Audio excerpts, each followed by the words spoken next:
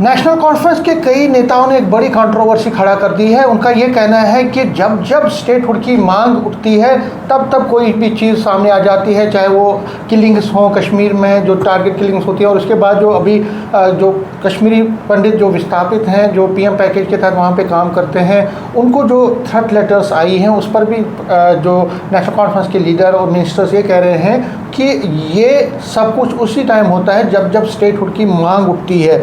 मेरे साथ इस पर बात करने के लिए हैं जम्मू कश्मीर बीजेपी के प्रेसिडेंट और राज्यसभा मेंबर सतपाल शर्मा जी। न्यूज़ 18 से बात करने के लिए शुक्रिया। नेशनल कॉन्फ्रेंस ये कहती है कि जो थ्रेट लेटर्स आई है उनके कई मिनिस्टर और नेता ये कह रहे हैं कि जो थ्रेट लेटर्स है वो उसको स्टेटहुड से एक तरह से कनेक्ट करते हैं। वो कहते हैं कि जब जब भी हम स्टेटहुड की मांग करते हैं तब तब या तो किलिंग्स होती हैं या ऐसी चीज़ें होती हैं, थ्रेट लेटर्स आ जाते हैं। देखिए, पाकिस्तान के इशारे के ऊपर आतंकवादी संगठन और आतंकवादियों ने, हम सब जानते हैं कि पहलगाम में क्या वाक़या जो है अंजाम दिया था। आतंकवादियों द्वारा धर्म पूछकर निर्मम हत्याएं और एक वातावरण ऐसा क्रिएट किया गया कि कश्मीर जो एक ऊंचाइयों की तरफ अग्रसर था, एक अच्छे वातावरण की तरफ अग्रसर था, शांति की तरफ अग्रसर था, वहाँ पर वातावरण जो है वो ख़राब करने की कोशिश की। और ऐसे ही लगातार से उनके माध्यम से ये कोशिश रहती है। और कुछ आतंकवादी संगठनों ने, कुछ आतंकवादियों ने आज जिस तरीके से कुछ प्रबुद्ध सिटीजन्स जो कश्मीरी समाज से संबंधित हैं उनको थ्रेट्स दिए हैं, यहाँ का वातावरण ठीक ना रहे। 370 हटने के बाद हालांकि अच्छा वातावरण बनने की तरफ अग्रसर है, लेकिन नेशनल कॉन्फ्रेंस के वो लीडर शायद पाकिस्तान को क्लीन चिट देने का प्रयत्न कर रहे हैं। हर बार यहाँ का वातावरण पाकिस्तान खराब करता है, उसके इशारे पर ही यहाँ पर आतंकवाद को हर साल हर बार बढ़ावा मिलता है। लेकिन इन लोगों के बयान सीधे तौर पर दर्शा रहे हैं कि वो पाकिस्तान को क्लीन चिट दे रहे हैं। विश्व भर में सभी देशों के सामने पाकिस्तान जो है बिल्कुल सामने आ चुका है। सब लोग जानते हैं कि पाकिस्तान आतंकवाद की जो है वो जननी है। लेकिन बड़ा अफसोस है कि भारतवर्ष में रहकर संविधान के दायरे में शपथ लेने के बावजूद ये लोग पाकिस्तान को जो है वो क्लीन चिट दे रहे हैं। क्या मतलब लगता है आपको कि जिस तरह से, क्योंकि अभी जब किलिंग्स भी हुई थी और उससे पहले भी जब भी कुछ होता है तो बार बार यही कहा जा रहा है कि रियासत का दर्जा हम मांग रहे हैं तो इनको एक बहाना मिल जाता है। अब दोबारा से ये कहना, देश के प्रधानमंत्री जी ने सीधे तौर पर कहा है कि उचित समय आने पर, ठीक समय आने पर, क्या अच्छा समय है क्या? जम्मू कश्मीर की परिस्थितियाँ 370 हटने के बाद और पहलगाम का वाक़या होने से पहले तक अगर हम लोग कंपैरिजन करेंगे तो कहाँ हम लोग पहुँच चुके थे? एक अच्छे वातावरण की तरफ हम लोग जो थे वो पहुँच चुके थे।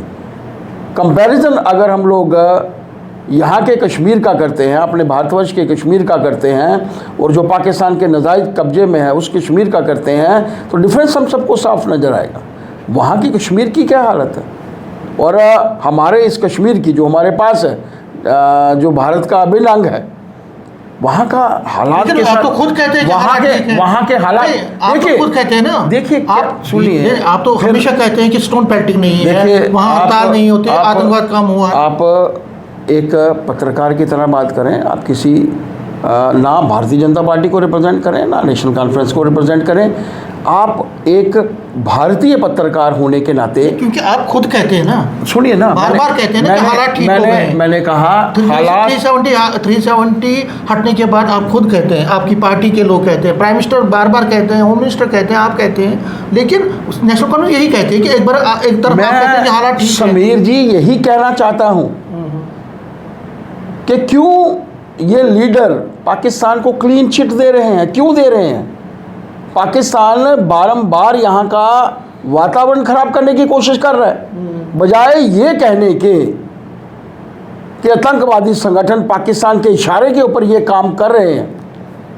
उनके माध्यम से ये बात आती है कि यहाँ का वातावरण खराब करने की कोशिश की जाती है ताकि स्टेटहुड ना मिले। 100 परिवारों को जिस चीज़ का फ़ायदा होता है, नहीं स्टेटहुड है तो 100 परिवारों को नुकसान है, स्टेटहुड मिलेगा तो 100 परिवारों को फ़ायदा होगा। लेकिन इसके बावजूद देश के प्रधानमंत्री जी ने कहा है उचित समय आने पर हमें हक मिलेगा। फ्लोर के ऊपर होम मिनिस्टर साहब ने कहा है, तो मानकर चलिए हम लोगों को अपना हक मिलेगा। जिन लोगों को देश के प्रधानमंत्री जी के ऊपर विश्वास नहीं है और पाकिस्तान को क्लीन चिट देने की जो बात करते हैं, वो भारतवर्ष में किसी भी तौर पर स्वीकार्य जो है वो नहीं हो सकता। लेकिन इसी भी जो प्राइम मिनिस्टर पैकेज में जो काम कर रहे हैं, जो एम्प्लॉयज़ हैं वो डरे हुए हैं, वो कहीं ना कहीं गुहार लगा रहे हैं प्राइम मिनिस्टर से, होम मिनिस्टर से कि इस चीज़ पहली बार तो नहीं है कि उनको थ्रेट, अब तो जम्मू के एड्रेस भी उनको दिए गए। देखिए, वाजिब है उनका डरना, लेकिन यहाँ तक प्रश्न केंद्र सरकार का है, नरेंद्र मोदी जी का है, माननीय अमित शाह जी का है। अब मानकर चलिए कि जो लोग भी इसके पीछे हैं, जो देश भी इसके पीछे है, किसी भी तौर पर वो लोग बख्शे नहीं जाएंगे। जो लोग शांति अमन के साथ इस देश में रह रहे हैं, अपना काम कर रहे हैं, उनको किसी तरीके की छेड़छाड़ जो है वो बर्दाश्त नहीं की जाएगी। यहाँ तक प्रश्न भारत सरकार का है। मानकर चलिए यहाँ के नागरिक जो हैं वो सुरक्षित हैं, सुरक्षित रहेंगे और किसी भी तौर पर ना आतंकवादी देश ना आतंकवादी संगठन जो हैं वो बख्शे जाएंगे। सर, लास्ट में हालांकि ये नेशनल कॉन्फ्रेंस का अंदरूनी मामला है। सईद आगा रोहिल्ला मेहदी उन्होंने आज इंडिकेट किया है कि वो नेशनल कॉन्फ्रेंस छोड़ सकते हैं, रिज़ाइन कर सकते हैं, और उन्होंने कहा कि 1-2 दिन में वो अपने आप वो करेंगे। क्या लगता है आपको कि नेशनल कॉन्फ्रेंस अब ताश की तरफ बिखरने जा रही है, जिस तरह आप पहले से ही क्लेम कर रहे हैं? देखिए, हम तो पहले से कोई चीज़ क्लेम नहीं कर रहे, पहली बात। दूसरी बात ये कि नेशनल कॉन्फ्रेंस एक ऐसी पॉलिटिकल पार्टी है जिसके खाने के दांत और हैं, दिखाने के दांत और हैं। और तीसरा, पिछले 2 वर्षों से लगातार से रोहिल्ला साहब के बयान में सुनते आ रहा हूँ। पता नहीं रिज़ल्ट ओरिएंटेड कब होंगे। मैं कुछ ज़्यादा टिप्पणी उनके इस बयान के ऊपर नहीं देना चाहूँगा। नहीं, अगर वो रिजाइन करते हैं, हालांकि आपका अपना मसला है, लेकिन मैंने कहा मैं ज़्यादा टिप्पणी ये लगता है कि नेशनल कॉन्फ्रेंस मेरे साथ मैं राज्यसभा में हूँ, वो लोकसभा में एक सांसद हैं। एक सांसद के तौर पर भी मैंने कहा मैं टिप्पणी देता ठीक नहीं लगता, लेकिन क्योंकि नेशनल कॉन्फ्रेंस कहती है कि सेंटर के इशारे पे, बीजेपी के इशारे पे वो काम कर रहे हैं, वो एजेंट है आपके। देखिए, वो लोग सत्ता में हैं, हम लोग विपक्ष में हैं। विपक्ष की भूमिका में हम लोग काम कर रहे हैं। यहाँ भी हम लोगों ने प्रदर्शन किया है। चंद दिनों के बाद आप कश्मीर में भी बड़ा प्रदर्शन देखेंगे, हर जिला स्तर के ऊपर प्रदर्शन देखेंगे। नेशनल कॉन्फ्रेंस की नाकामियाँ और ये नेशनल कॉन्फ्रेंस को पूरे के पूरे तौर पर ये तो खुद ही कुछ साफ होने वाली है। बाई इलेक्शंस में नगरोटा में उनकी जमानत जब्त होना, बड़गाम का चुनाव हारना सीधे तौर पर इंडिकेटिव है कि लोगों ने मन बना लिया है। बिजली के दर भी बढ़ गए। मैंने कहा ना, ये सब नाकामियाँ हैं, ये नेशनल कॉन्फ्रेंस की नाकामियाँ हैं। लेकिन नेशनल उमर साहब कहते हैं कि बिजली के दर पहले भी बढ़े हैं, पहली बार नहीं हुआ। देखिए, आज के समय में इन समस्याओं का समाधान करना हमारी प्राथमिकताओं में से है। गर्मियों में लोगों को बिजली नहीं मिली।